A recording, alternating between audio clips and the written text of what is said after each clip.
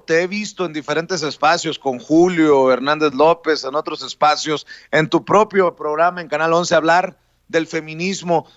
A ver, desde tu perspectiva, ¿qué es lo que está pasando, Sabina? Porque pues hemos visto estas manifestaciones, sobre todo la última protesta sobre el aborto, en donde se ha agredido a mujeres policías. Dice la jefa de gobierno que hubo 44 mujeres policías lesionadas en esta manifestación. Y a mí en lo particular, desde afuera, jálame la oreja si consideras necesario, porque es importante debatirlo sin máscaras y sin censura.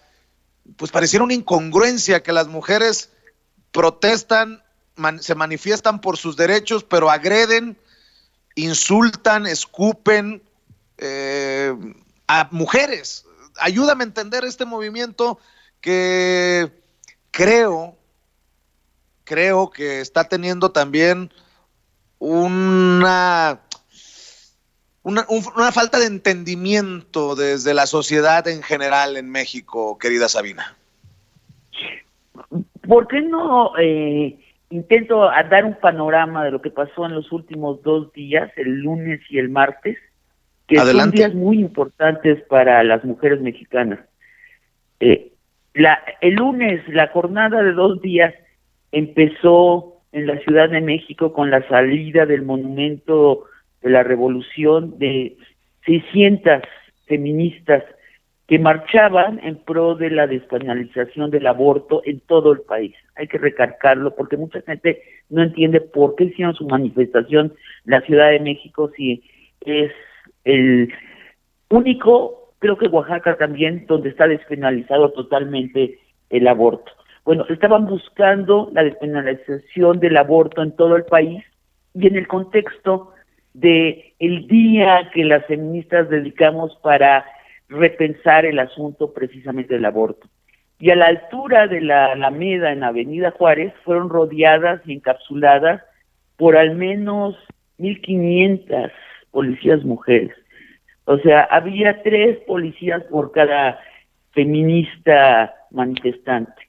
Y terminó la jornada ayer en la noche con una carta subida a Twitter de varias legisladoras de varios partidos, desde el PAN, el Movimiento Ciudadano y por supuesto Morena, comprometiéndose a aprobar la ley que despenaliza el aborto en todo el país. Y también, acá agrego, con una declaración que hizo Mario Delgado a las 10 de la noche en Johnny Sabina, comprometiéndose a lo mismo, aprobar esa ley antes del abril del 2021, una ley que despenaliza nacionalmente el aborto. En medio sucedieron 1,001 cosas, en este triángulo que ahora es nuestra democracia, el poder político en un ápice, los actores civiles en otro ápice, en este caso las actrices civiles, las feministas de todo el país, y la conversación en las redes sociales, ¿no? La opinión pública expresándose. Y el resultado, bueno, el resultado al final de cuentas es muy positivo. No pacífico, no fue pacífico el proceso, pero el resultado sí es muy positivo. Pero en este resultado positivo pasaron, como dices tú, muchas cosas. ¿No son denunciables eso que ocurrió, esos actos de violencia? ¿Cómo entender? Pues yo siempre he sido muy he tratado de ser empático pues con esta lucha que creo que es la correcta del feminismo, pero también en el feminismo caben los actos vandálicos, las agresiones. ¿Qué es lo que cabe? ¿Qué es feminismo y qué ya deja de ser feminismo en estos movimientos, Sabina? A ver, las mujeres estamos en la pirámide patriarcal, en donde se reparte el poder en la sociedad, continuamente subordinadas al otro sexo, al masculino, y la manera de subordinarnos es a través de la violencia. Entonces, esta es una revuelta contra toda la pirámide. Te voy a decir, personalmente yo no abogo por la violencia, no no me simpatiza el contingente violento de las feministas, pero tampoco abogo por el batallón desmedido de policías que las interceptó a todas, a las violentas y a las no violentas, y las enclaustró durante 4 horas y las bañó con el gas tóxico de los extintores. Vaciaron no menos de 20 tanques sobre estas mujeres. Era tan densa la nube que crearon que no podías ver a tu compañera que estaba a 30 centímetros. Entonces, no solo vino la violencia de parte del contingente que se hace llamar contingente negro. A mi entender, debieron haber aislado solo ese contingente y permitido que las otras siguieran. Y si había un problema en el Zócalo con la manifestación de las casitas de campaña de Frena, debieron haberlo dialogado con las manifestantes. Tal vez hubieran acordado que el lugar para desembocar la marcha era el Congreso. Hubieran platicado, pero no lo platicaron. La autoridad también es responsable de lo que sucedió. Dicho entre paréntesis, y voy a ser leal a la justicia del pensamiento, si no hubiera habido ese encontronazo, tú y yo no estaríamos ahorita hablando, y Mario Delgado, que según los rumores del Congreso, era el emisario de una orden para detener esta ley, no hubiera cambiado de parecer. Entonces tú dime si la violencia a veces no es necesaria. Yo sé que es molesto y es perturbador, pero mientras el feminismo se ha traicionado desde el poder político, vamos a tener más encontronazos violentos. Pero esos encontronazos violentos no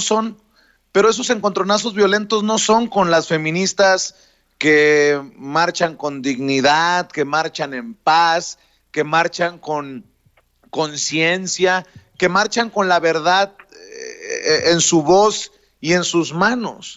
¿Esos encontronazos son por infiltradas? Pero la pregunta que hay que hacerse, Vicente, es por qué las feministas más sofisticadas, más civilizadas en general, no están protestando contra este contingente negro. Porque la verdad es que si no hubiera existido este encontronazo, te digo, no estaríamos hablando de esto y no sería aprobada la ley, que vamos a ver si cumplen su palabra las congresistas y Mario Delgado, que es el jefe de la bancada de Morena. Hay que explicitar que con el solo voto de la bancada de Morena, esta ley sería aprobada y pudo haber sido aprobada hace 2 años.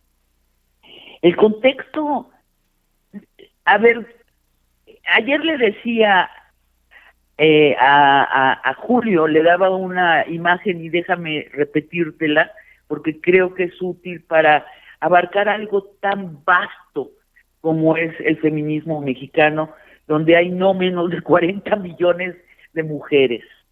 El feminismo mexicano hoy es un río con miles de corrientes, con miles de grupos locales y con una sola narrativa central. Lo que nosotras sí tenemos es una narrativa muy sólida, muy clara de cuáles son los puntos a los que queremos llegar, o más claramente, qué puntos de violencia queremos disolver para poder ser seres humanos libres. Bueno, en todas estas corrientes de agua que fluyen hacia esa dirección, la de disolver nuestros obstáculos, hay jóvenes muy jóvenes, hay teóricas como yo, hay mujeres políticas, y entre las mujeres políticas están cada una de las secretarias de Estado de este gabinete, y entre ellas también la secretaria de Gobernación, Olga Sánchez Cordero, que fue la jueza de la Suprema Corte que más hizo por las mujeres. Ella es la que llevó hasta su culminación las leyes pro mujer que hoy tenemos en el país. Bueno, durante la campaña electoral, estas mujeres encabezadas por Olga Sánchez Cordero, prometieron explícitamente, sílaba tras sílaba, que se iba a cumplir dos propósitos del feminismo mexicano, que es esto, la despenalización del aborto en todo el país, y la otra era una disminución radical de la violencia que sufrimos las mujeres, que es brutal, que va desde lo más abstracto, nuestra exclusión en el lenguaje, hasta lo más concreto, el ataque a nuestros cuerpos de mujer, el acoso, la violación y el feminicidio. No cumplieron ninguna de las dos promesas, ninguna. Hoy tenemos ya no 10 asesinadas diario por ser mujeres, hoy tenemos 12 mujeres que son asesinadas diarias. Y lo de la ley del aborto, que parecía tan fácil, porque Morena tenía los votos suficientes, sencillamente estaba traspapelado. Bueno, no sucedió, y el incumplimiento de esas promesas se volvió una roca en medio de este río caudaloso que te describo, donde el feminismo se rompió en dos vertientes que chocaron, más allá de la roca, chocaron. De lo que estamos hablando cuando hablamos de la violencia del contingente negro o de las mujeres más burguesas que insultaron a las mujeres policías, incluso cuando hablamos de las mujeres policías que son feministas también, estamos hablando de la espuma causada por esta roca, por este incumplimiento. Si hubieran cumplido su promesa, no hubiera sucedido.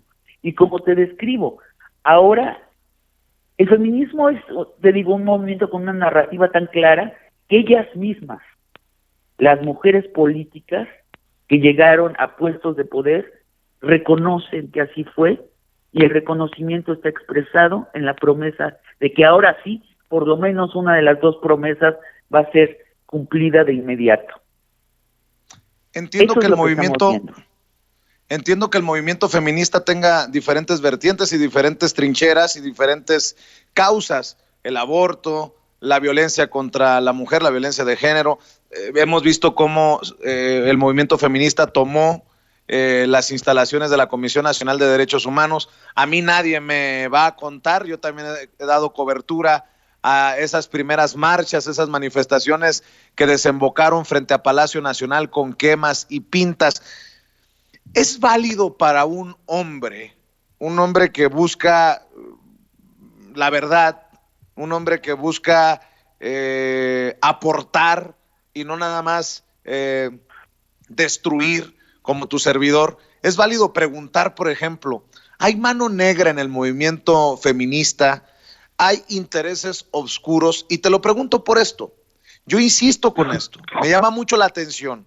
En el Estado de México, hace 2 días, el periódico El Universal, nosotros lo replicamos en Sin Censura, se reconoce nuevamente, se confirma lo que he venido insistiendo yo por meses. El Estado de México es el estado con más feminicidios en nuestro país.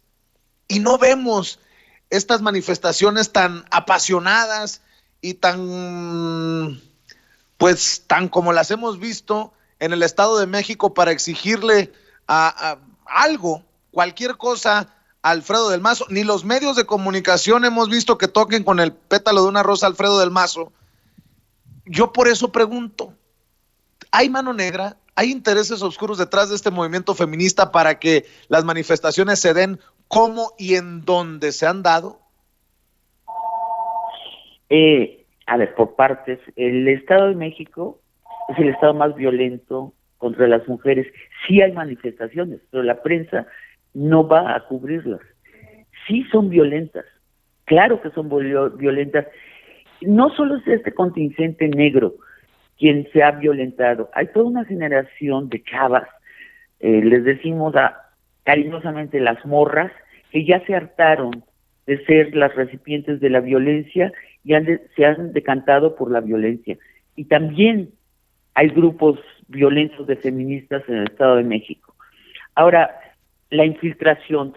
Yo no he conocido ningún movimiento popular ningún movimiento realmente popular donde no se traten de infiltrar otros grupos. Imagínate que el feminismo hoy por hoy es el movimiento popular más grande que existe en este país. Con popular quiero decir que engloba a millones de personas. En el obradorismo, que es el segundo movimiento en cantidad que es popular en nuestro país, y ahí dejamos de contar los movimientos populares, también hay infiltrados. Pues nada más mira, incluso la bancada de Morena. Tú me vas a decir que todos son impecables y todos son luchadores sociales. Mira los que ocupan puestos de dirección en este gobierno. ¿No hay infiltrados? ¿No hay gente que viene directamente del priismo? ¿No hay gente que dudamos de su honestidad? Claro que sí la hay. Ahora, en el feminismo, ¿qué tanta infiltración hay? Hay una infiltración mínima. Yo recuerdo cuando organizamos la marcha del 8 de marzo, y utilizo el plural, no metafóricamente. Estuvimos, por lo menos yo estuve en comunicación con 300 mujeres que estaban organizándola. Y yo a mi vez también me tocó mi parte de organizarla. El movimiento feminista no es una pirámide, es una red. No existen líderes, no existen voceras, y se organiza todo muy bien, se articula muy bien. Me acuerdo que un amigo mío, de morenista de Hueso Colorado, me dijo: ay, Sabina, trabajar para Felipe Calderón. Y dije: ¿de qué me estás hablando? Y me contó que ellos tenían información de que Felipe Calderón nos estaba manejando. Mira, es tan absurdo. Si Felipe Calderón fuera uno de los líderes del feminismo mexicano, no hubiera tenido problema para juntar las firmas para México Libre, para su partido. No, hombre, ya sería el segundo partido más importante de México, si no el primero. No, Felipe Calderón tal vez se trató de infiltrar, yo qué sé, no estuvo en ninguna de las decisiones importantes, no creo siquiera que comprenda qué es el feminismo. Entonces, estas acusaciones de infiltración hay que tener mucho cuidado. No las descarto, vaya, pero en el núcleo mismo del feminismo nadie nos maneja de alguna ideología exótica. Hablemos de esta chava, se llama Gasca, ¿verdad? La que sí. Resulta que les llevaba... Ok, la acusación, vamos por la acusación lentamente. La acusación es que les llevaba víveres a las mujeres que tomaron la CNDH. Bueno, yo conozco al menos 12 amigas y amigos que fueron a llevarles víveres. También conozco gentes que les depositaron dinero en la cuenta de banco que abrieron. Eso es apoyar un movimiento. Luego, ¿cuál es la siguiente acusación? Que esta mujer habló en la ceremonia que ellas hicieron, la antigrita, ¿no? Mientras sucedía el grito en el Zócalo, ellas hicieron un antigrita. Bueno, ella habló, bueno, ella es feminista y está cerca de las que tomaron la CNDH y habló. ¿Cuál es la otra acusación? Que tiene que ver con el PRI. No sé si está afiliada, pero supongamos que está afiliada. ¿Y luego qué? ¿Y luego qué? Hay mujeres de Morena, hay mujeres de Movimiento Ciudadano, hay de todas los partidos hay, y sobre todo hay mujeres apartidistas. Uno de los acuerdos centrales del feminismo, tomado hace 30 años, es que el movimiento trasciende los partidos, las creencias filosóficas o religiosas, trasciende las clases sociales, trasciende las generaciones. Eso es lo que nos da enorme fuerza. Entonces, ok, ella, supongamos que está afiliada al PRI. ¿Cuál es la otra acusación? Que llevaba un coche de lujo. Pues qué bueno que le alcanza para tener un coche de lujo.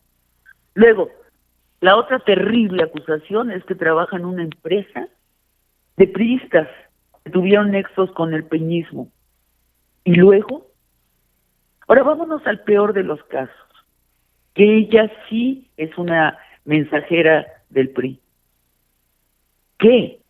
Estamos hablando de un movimiento, te digo, de 40 millones de mujeres. Yo creo que ha sido un intento torpe de la jefa de gobierno, Claudia Sheinbaum, para distraernos. ¿Qué está intentando decirnos? Que esta joven empleada de una empresa es la líder del movimiento. Es absurdo. Oye, Sabina, y no le mete... Te digo cómo funciona el feminismo. Llegamos, generalmente cuando hay una marcha importante, nos reunimos en el Monumento a la Revolución y van llegando mujeres y mujeres y mujeres y mujeres y no sabemos de dónde vienen, algunas las conocemos, otras las más no nos conocemos y tenemos la misma narrativa. Es un éxito de movimiento. Hablar de una sola y tratar de endilgarle alguna responsabilidad, a mí me parece que no resiste el análisis. ¿No le mete más ruido que este grupo Jin o Jin al que te refieres, para el que trabajaba esta persona de apellido Gasca, sea también la empresa dueña o socia de Central FM, en donde trabaja Pedro Ferriz de Con, y que es el espacio donde se le ha promovido y se le ha dado vuelo a Frena de Gilberto Lozano? ¿No le mete más ruido esta relación? Sí, pero ella, ¿qué capacidad tiene dentro del movimiento? Yo no quiero discutir sus filiaciones, pero la implicación es que ella dirige de alguna manera el movimiento, y eso sí no resiste el análisis. Imagínate, era en el marco de un día internacional dedicado a la reflexión sobre el aborto. De las 600 que marcharon, ¿cuántas vinieron con ella? Pues habrá sido un pequeño grupo.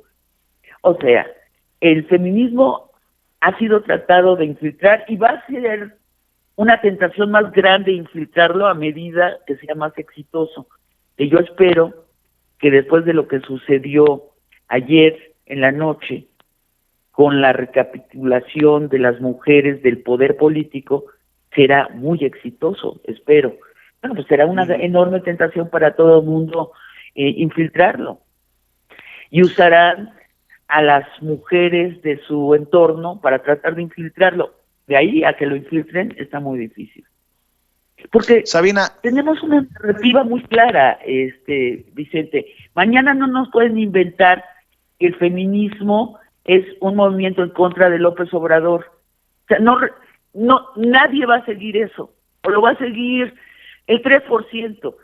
Las mujeres estamos muy seguras de nuestra narrativa, que es una narrativa, claro, expresada por el intelecto, pero que parte de una vida cotidiana donde sufrimos las afrentas que nos endilgan por ser mujeres. Diario, cada una de las mujeres. Mira, yo habrí sido una chamaca de 20 años cuando me entrevistaron en la tele, ya era yo feminista. Me acuerdo que me preguntaron, ¿y cuándo sientes tú la opresión?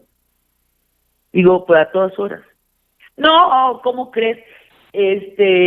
¿A qué hora sientes la opresión del patriarcado? A todas horas. Y se reían todos los que me estaban interrogando. Y les dije, por ejemplo, ahorita, que mi palabra no es suficiente para que ustedes me crean. La afrenta que sufrimos es cotidiana y nuestra ruta crítica es quitar esa afrenta. Nadie nos va a mover para que de pronto seamos antiobradoristas o que seamos neoliberales. No va a suceder, pues.